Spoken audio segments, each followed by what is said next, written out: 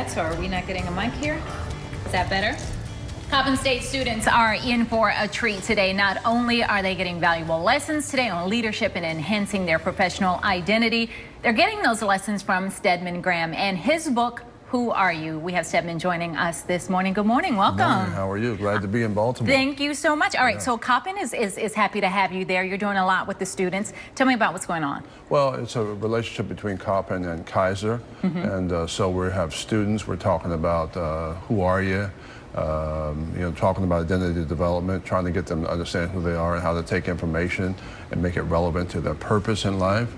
Focus on their skills, their passions, their abilities, and get them to understand how to maximize their potential as a human being. You just said a mouthful, and all of that sounds so much easier said than done, because you're getting to the core of things when you ask, who are you? Yes, yes. So most people think they are their race, they think they are their gender, they buy into the external world thinking that that's who they are.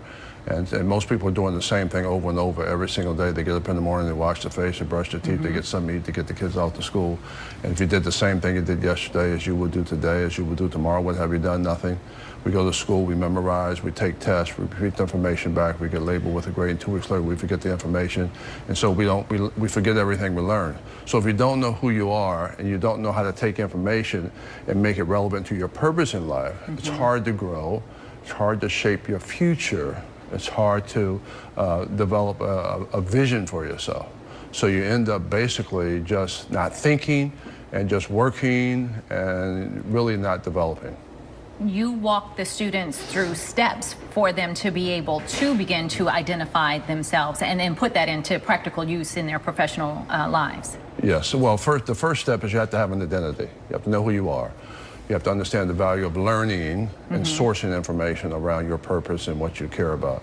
The second step is you have to have a vision for yourself. You have to see beyond yourself. So if you don't see it, you don't believe it. The third step is you have to have a plan. What's your plan for doing that?